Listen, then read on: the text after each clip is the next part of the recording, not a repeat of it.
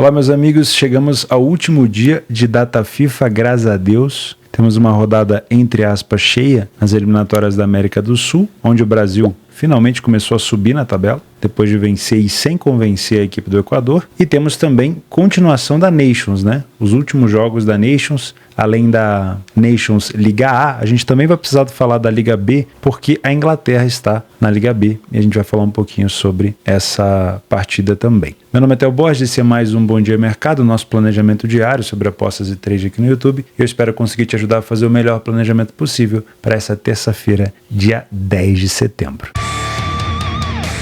Vou começar esse planejamento contando para você que eu estou fazendo uma armada aqui no hotel para gravar esse planejamento. Tem um tablet em cima de um notebook e um microfone solto na minha mão, né? Eu sou um cara já de idade, não tenho muita mandinga, muita mania com tecnologia e estou tentando, tá? Então não ria de mim, e se você puder deixar o like no vídeo também vai ser muito bom, tá? Pelo menos até domingo eu vou seguir nessa toada aqui, lembrando que domingo eu vou participar do Betmasters, né, em São Paulo, espero, se você em Guarulhos, né? Espero que se você estiver por lá, você chegue para dar um oi pra gente trocar uma ideia, beleza? Vamos começar falando sobre Nations, né? Vamos deixar a nossa seleção brasileira para mais tarde, afinal de contas os jogos da América do Sul começam às 5h30, então eu vou minimizar aqui no Radar Esportivo. Vamos falar um pouquinho mais sobre Nations. Eu minimizei também a Série C e a Série D, tá? Por razões óbvias. A gente tem pouquíssimos conhecimentos sobre essas seleções e os jogos são de qualidade bem duvidosa, tá? Então vamos falar um pouquinho mais sobre a Série B e a Série A. Na Série B, nós temos esse ano, particularmente, uma situação inusitada,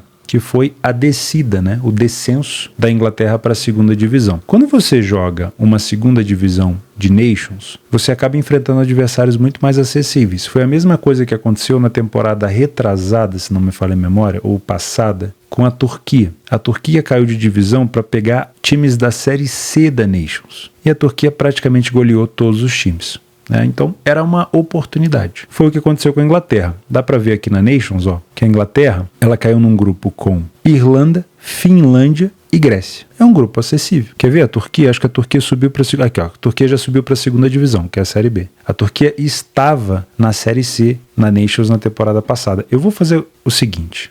Por curiosidade, eu vou clicar aqui nas temporadas anteriores e ver como é que foi o desempenho da Turquia na Série C da Nations. Quer ver? Ó? Vou descer um pouquinho aqui. Série C, Azerbaijão, Geórgia, Letônia, Estônia. Onde é que está a Turquia? Aqui, ó. Turquia Série C, Grupo 1, Turquia, Luxemburgo, Ilhas Faroé e Lituânia. A Turquia ainda conseguiu a proeza de perder um jogo, que foi para Ilhas Faroé, mas foi a última rodada, então ela já estava provavelmente ali cagando e andando, com perdão da palavra. Mas se a gente desce aqui para a rodada número 1, a Turquia venceu as Ilhas Faroé por 4-0. Depois ela venceu a Lituânia por 6-0, fora de casa. Depois ela venceu o Luxemburgo fora de casa por 2-0. Em casa meteu 2-0 na Lituânia e empatou com o Luxemburgo 3-3 dentro de casa. Esse foi um resultado realmente muito atípico, né? E depois jogou a toalha ali, perdendo por 2-1 para as Ilhas Faroé. Mas dá para perceber que ela não fez esforço nenhum para subir de divisão, porque na temporada retrasada ela tinha caído. Foi o que aconteceu com a Inglaterra. A Inglaterra ficou, dá para ver aqui, ó, no grupo com Itália, Hungria, Alemanha e obviamente Inglaterra, não venceu nenhuma mísera partida, empatou 3, perdeu 3, teve um saldo de -6, credo. Como é que o Southgate conseguiu se manter nessa seleção depois dessa merda, né? De Nations. Agora, se eu não me engano, ele pediu demissão, ou enfim, foi demitido, mas não sei se vai continuar. Mas é impressionante, né? Depois desse desempenho aqui.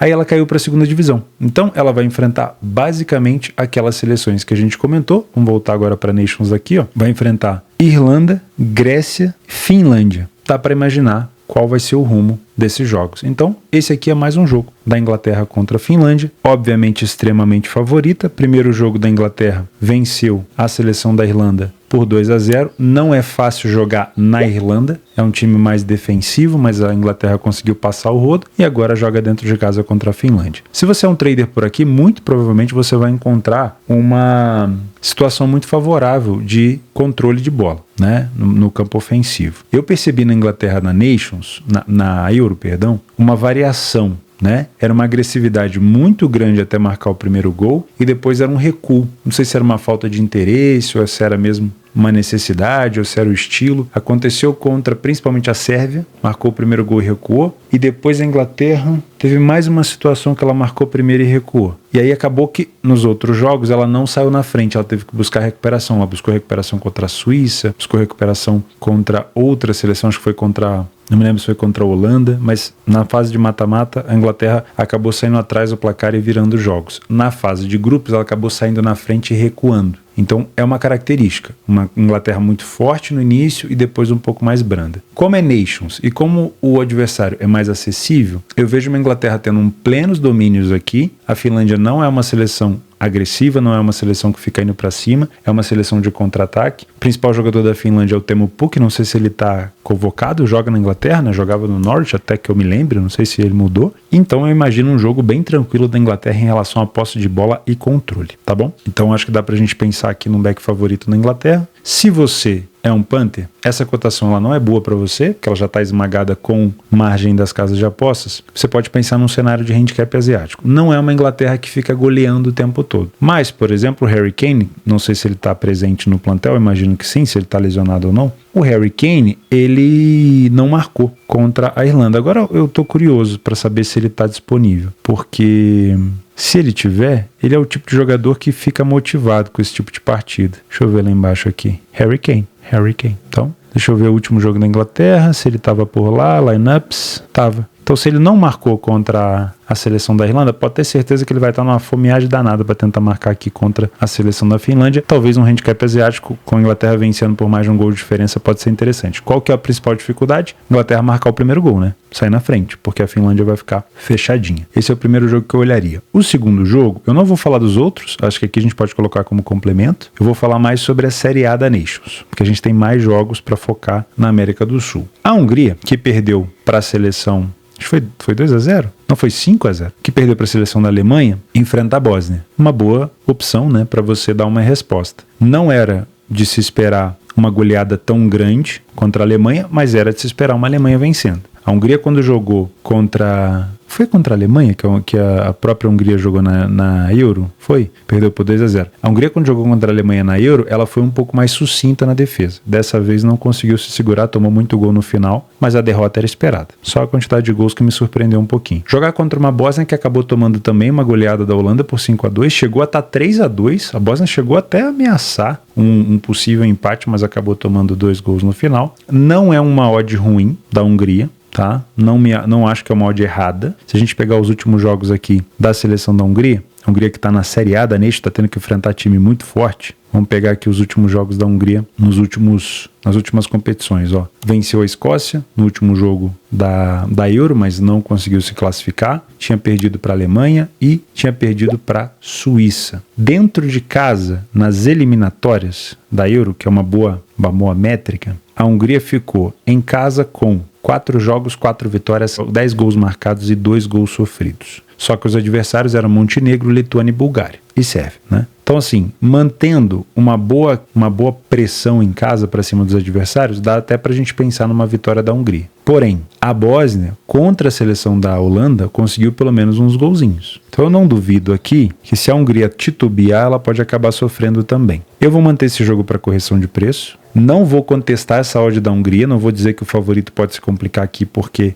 a Hungria em casa costuma jogar bem, mas eu não pegaria essa cotação, tá? Eu esperaria uma cotação pelo menos um pouco mais alta e, obviamente, traria para o live para tentar entender qual é o estilo de jogo que a Hungria está adotando. Se depois de uma goleada de 5-0 contra a Alemanha, os jogadores não acordarem e começar a botar pressão na marcação, eu não sei mais o que pode fazer esses jogadores terem vontade. Né? Acho que uma goleada sempre gera uma expectativa de uma resposta. E eu gosto de pensar muito nisso, nessa questão do emocional do jogador. Tá? Então verifica os primeiros minutos de jogo, verifica se a Hungria sentiu essa goleada e está vindo para cima da Bósnia, para saber se dá para trabalhar esse back favorito na Hungria. Tá? A Bósnia marcou 2 vezes contra a Holanda. 2. O ambas marcam aqui. Ó, esse balão não é meu, tá? Isso é coisa da gravação.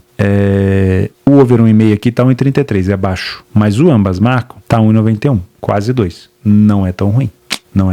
Tá? tá? A defesa da Hungria não é tão fraca quanto a da Sérvia, mas contra a Alemanha passou vergonha. E para finalizar, Holanda e Alemanha. Aqui a gente já tem um jogo completamente parelho. Não tem muito de onde tirar aqui, né? Eu já vou colocar como correção de preço. A Holanda vem de uma boa vitória contra a Bósnia por 5-2. A Alemanha vem de uma excelente vitória contra a Hungria por 5-0. A Holanda fez uma boa Eurocopa, mesmo tendo sido eliminado pela Inglaterra nas semifinais. E a Alemanha também fez uma boa Eurocopa depois de ter sido praticamente reformulada, né? Com a chegada do Nagelsmann. Também foi eliminada ali pela Espanha, que depois foi a campeã. Mas eu não acho que a Alemanha tenha feito uma má Euro, pelo contrário, foi uma boa anfitriã, surpreendeu na fase de grupos, eliminou bem a Dinamarca e, óbvio, acabou saindo para campeã lá na prorrogação. Então, para mim, é um jogo extremamente parelho. Eu não tenho fundamento aqui para poder te indicar um lado ou outro, não vou criar esse viés na sua cabeça, mas eu olharia com carinho para as bolas aéreas da Holanda, que podem complicar um pouco a vida da Alemanha, tá? De resto, é um jogo para se trabalhar ao vivo. Lembrando, 5-2 de um lado, 5-0 do outro. Ofensivamente falando, são seleções boas. O over 1,5 tá muito ruim no pré-live.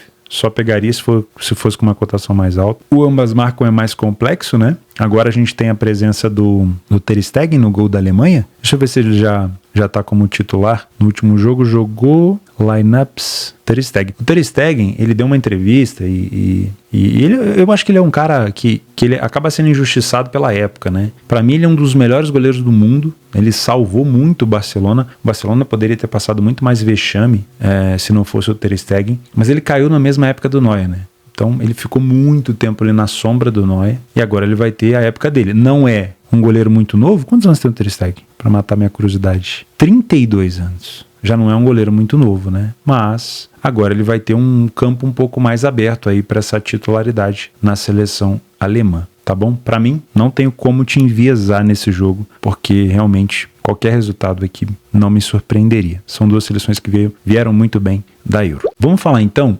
Antes de eu falar sobre Copa América, queria dar um recado para vocês que eu gostei muito, que me deixou muito feliz, que a Betfair agora está fazendo saque via Pix. Finalmente, cara, finalmente. Betfair que é minha parceira há anos, desde 2019. Sempre cobro melhoria, sempre cobro aqui para o cenário nacional, principalmente na parte de exchange. A Betfair já anunciou que a exchange vai permanecer no Brasil, já avisou que vai vir várias coisas boas para a exchange daqui. E o primeiro passo, depois de ter entrado de fato no cenário nacional, é aceitar o Pix. Pô, ninguém merece você fazer um saque e demorar não sei quantas horas para cair agora, meus amigos. É praticamente instantâneo. Então, Betfair, Sportbook e Exchange, saque via Pix. Vou lembrar para vocês durante toda essa semana, tá? Betfair, saque via Pix. Graças a Deus, tá bom? Só para não deixar passar mesmo essa informação. Se você puder, passa isso para frente, que é uma informação muito boa. Vamos falar de América do Sul, então? Colômbia e Argentina, uma das melhores seleções da América do Sul. Certamente a Colômbia pega a melhor seleção da América do Sul hoje, que é a Argentina.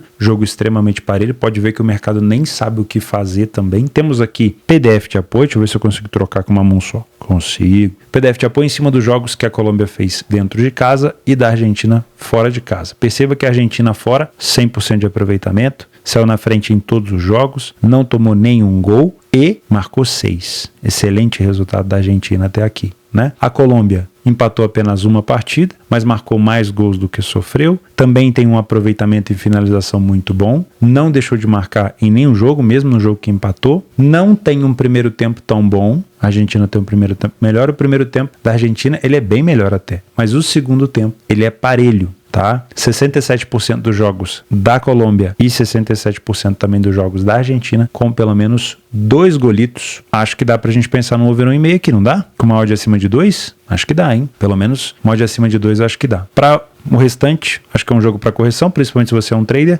Sou Panther, quero me abraçar na Argentina. Cuidado, tá? A Colômbia não é besta e ainda tá invicta dentro de casa. A mesma coisa pra Colômbia. A Argentina está invicta e com 100% de aproveitamento fora. É um jogo pro ao vivo. Lembrando, na classificação, hoje nós temos a Colômbia a 5 pontos da seleção da Argentina, a 3 pontos da seleção brasileira. Destaque, óbvio, para o Luiz Dias, né? A Colômbia é a única seleção invicta no geral nas eliminatórias. Eu não tinha me atentado nisso, né? A Argentina já perdeu um jogo, o Uruguai já perdeu um jogo, somente a Colômbia segue invicta no cenário das eliminatórias. grande seleção. Não duvido que essa dupla chance da Colômbia possa até ter um pouco de valor, mas é que as cotações estão bem parelhas mesmo. Equador e Peru, a seleção peruana vem numa fase horrorosa, né? Na classificação, a seleção peruana está na 10ª colocação, não venceu nenhum jogo, se a Colômbia não perdeu nenhum, a seleção do Peru não venceu nenhum, saldo de -7, fora de casa perdeu 2, empatou 1, não marcou nenhum gol, e em casa a seleção do Equador venceu 2, empatou 1, ainda não perdeu. A seleção do Equador não fez um mau jogo contra o Brasil, tá? Não fez um mau jogo contra o Brasil, não fez um mau jogo contra a seleção da Argentina. Para mim essa cotação do Equador ela é justa. Não sei se eu viria para trabalhar um back favorito, mas ela é justa, tá? Ela é justa. Para mim um jogo para correção, eu até colocaria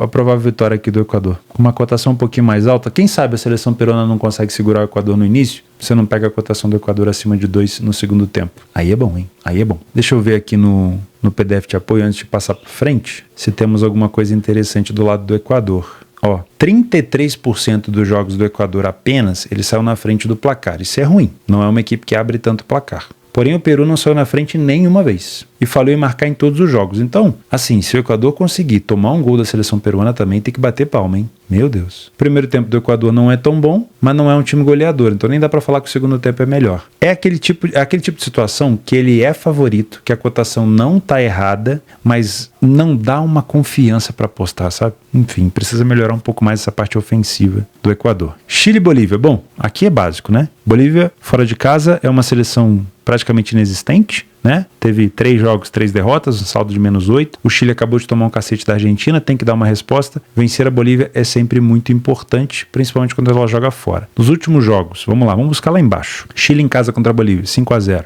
2-1, 3-0, 2-1, 1-1, 1-0 e só. Então, das últimas vezes que a Bolívia visitou o Chile, ela teve 2 empates e perdeu 1, 2, 3, 4, 5 vezes. Não conseguiu vencer lá há muito tempo, nem sei se conseguiu vencer alguma vez. Então, para mim, de fato, é um back favorito no Chile. A Bolívia, a força da Bolívia é na altitude, né? Não é à toa que ela socou uma goleada na Venezuela por 4-0. E é a única forma dela tentar classificar, vamos ser sinceros. Aqui não tem muito o que inventar, não. Venezuela e Uruguai. Para mim, eu vou repetir o que eu falei. Eu sei que contra a Bolívia, a Venezuela tomou goleada e vocês podem até sacanear, mas para mim, a Venezuela é muito bem treinada. Tô olhando lá para cima que a minha imagem tá aparecendo lá também, mas eu tenho que olhar para cá, tá? A Venezuela é muito bem treinada. Não foi à toa que a Venezuela chegou nas semifinais. Não foi nas semifinais? Não, foi nas quartas de finais da Copa América. E ela perdeu pro Canadá. E sério mesmo, foi uma brochada. Eu achei que ela ia passar pelo Canadá, porque ela já tinha vencido o Canadá, se eu não me engano, na fase de grupos. Então, para mim, essa cotação do Uruguai alta, ela é correta. É o mercado respeitando o que a Venezuela já fez dentro de casa, que foi isso daqui, ó. Venezuela em casa, ela teve o mesmo número de jogos onde ela saiu na frente do que o Uruguai, que é um destaque enorme nas eliminatórias. O Uruguai é segundo colocado. Ela teve um gol a menos marcado só e ela não sofreu nenhum gol em casa ainda, tá? 2 vitórias e um empate e nenhum gol sofrido. Não conseguiu marcar em todos os jogos, mas não sofreu praticamente nenhum jogo. Não tem um aproveitamento tão ruim. O Uruguai tem um aproveitamento um pouquinho melhor. Tem um segundo tempo tão bom quanto o do Uruguai. E o primeiro tempo não é tão positivo assim, mas o do Uruguai também não é, então fica uma coisa mais parelha, tá? O time do Uruguai puxa esse jogo mais para um over. 100% dos jogos do Uruguai fora foi over 1,5. Mas na Venezuela a situação é mais under.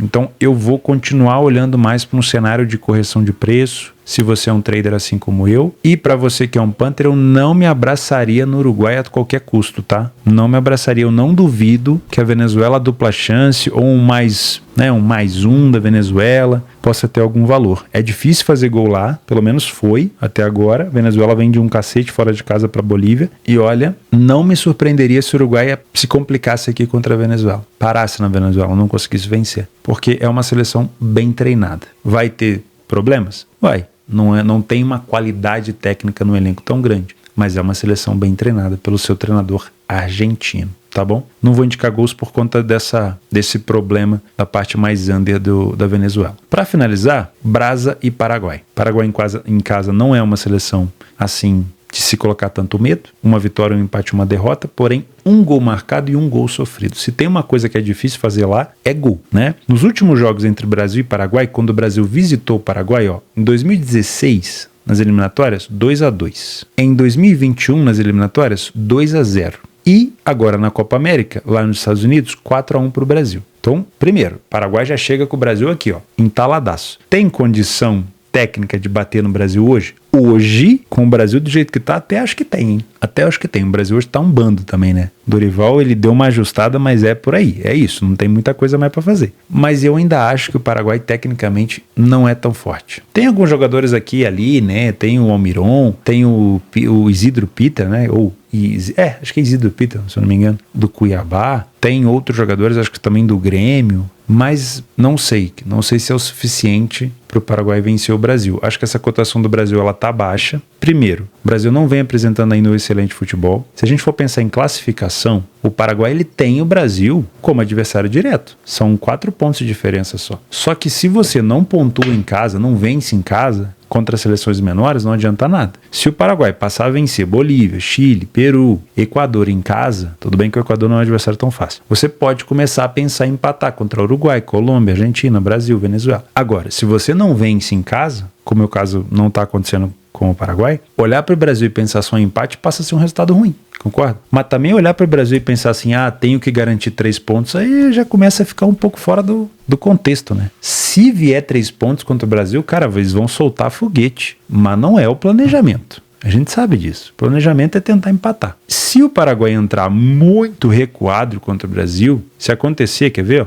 o jogo do Paraguai contra o Brasil na Copa América. Olha ali como é que foi. O Brasil teve praticamente toda a posse de bola no primeiro tempo. O Brasil, conseguiu muito machucar o Paraguai. Fez 3 gols só no primeiro tempo. Ainda perdeu um penal. Depois, no segundo, tomou um gol. Aí, no final, o Paraguai acabou tomando um vermelho. Mas se for desse jeito aqui, o Brasil, mesmo com uma odd baixa, não jogando tão bem, ele tem condição de resolver o jogo. O problema para o Brasil vai ser um jogo um pouco mais afoito do Paraguai, um pouco mais agressivo. Por mais que isso dê oportunidade para o Brasil ser testado para contra-ataque, né, já que o Brasil tem velocidade com o Vini Júnior e com o Rodrigo, também vai acabar dando oportunidade para o Paraguai tentar marcar o seu gol, né? Por isso que eu acho que essa cotação do Brasil poderia estar um pouquinho mais alta. Por quê? Se o Paraguai vier um pouco mais afoito, vier um pouco mais agressivo, o Brasil ele vai jogar na reação. E quando um time joga de maneira reativa, como é o caso, por exemplo, do Real Madrid, jogar com uma cotação baixa é muito complicado. Você trabalhar com esse tipo de cotação. Porque às vezes você vai querer ter a favor do Brasil com 1,50, 1,60 e ele vai estar sendo atacado. Não é bom, não é confortável. O mercado ele não vai conseguir segurar muito, porque você está trabalhando com um cenário onde você pensa, não, eu estou numa posição de valor porque o Brasil, quando roubar a bola, ele vai contra-atacar. Beleza, eu não estou criticando isso não, mas a sensação de você estar posicionado e estar sendo atacado e ter que esperar o Brasil sair para contra-ataque não é legal, porque o mercado vai começar a mexer, você vai começar a perder dinheiro. Você que é um trader, então, principalmente, você lida com essa emoção na hora, né? Você sabe que a qualquer momento o contra-ataque vai vir, só que você tem que confiar no goleiro do Brasil, na defesa do Brasil e no meio-campo do Brasil para puxar esse contra-ataque. E às vezes ele pode demorar. Então não é uma posição muito agradável. Por isso que eu acho que essa cotação do Brasil podia ser um pouco mais alta, se você quiser trabalhar. Agora, Paraguai jogando recuado, pensando em empatar com o Brasil com bola, propondo o jogo, aí é legal trabalhar a favor do Brasil. Tá? Principalmente você que é um trader. Não vou te indicar mercado de gols aqui no pré. Por que eu não vou te indicar no pré? Porque tem um potencial muito grande nesse jogo para gols, que é o Brasil sair na frente. O Brasil saindo na frente cedo, provavelmente ele não vai se comportar igual o Equador se comportou. Desculpa. Porque o Equador sabia que o saldo de gols era importante e não precisava tomar uma goleada do Brasil. O jogo acabou ficando 1-0, foi mais ou menos o cenário que a gente imaginou. Agora, o Paraguai,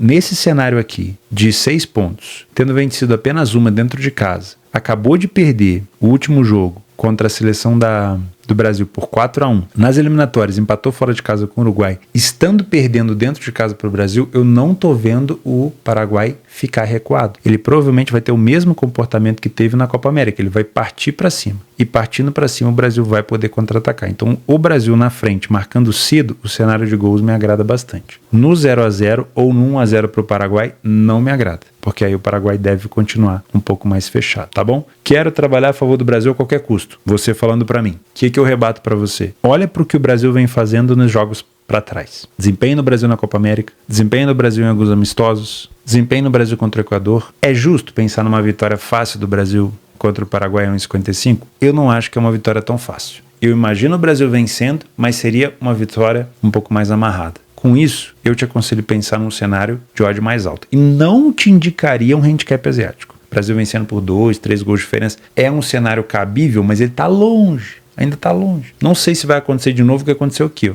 um 4-1, tá? Hoje, com o que o Brasil tá jogando com o Dorival, eu ainda acho a seleção brasileira um pouco mais desorganizada, tá? Então, eu gostaria de ver uma cotação mais alta. Se você quiser apostar nessa odd aí mesmo, por sua conta e risco. Eu, como um trader, só vou estar a favor do Brasil se for um massacre. Qualquer coisa fora disso, eu vou esperar um gol do Brasil primeiro cedo para pensar no mercado de gols. Fechou? Ó, olha só a seleção. Ó, de novo o Pix da Betfair. Olha só a seleção do Brasil fora de casa. 2 derrotas, 1 vitória. Saiu na frente, é verdade. Porém, sofreu 2 vezes mais gols do que marcou, tá? Então, não é ainda uma seleção brasileira fora de casa que emite confiança, como era antigamente, né? Então é bom a gente tomar cuidado. Vamos fazer o nosso complemento? Ó, República Tcheca e Ucrânia é um bom jogo para complemento. O problema é que é no mesmo horário. Irlanda e Grécia é um bom jogo para complemento. Também o problema é que é no mesmo horário. Albânia e Geórgia já fica muito para trás, né? Se você quiser ver o Vitor Kvaratskhelia, se você quiser ver o Kvara jogar, lá ele, fica à vontade. Aqui, ó, é por sua conta e risco. Letônia, Ilhas Faroé, Macedônia e Armênia,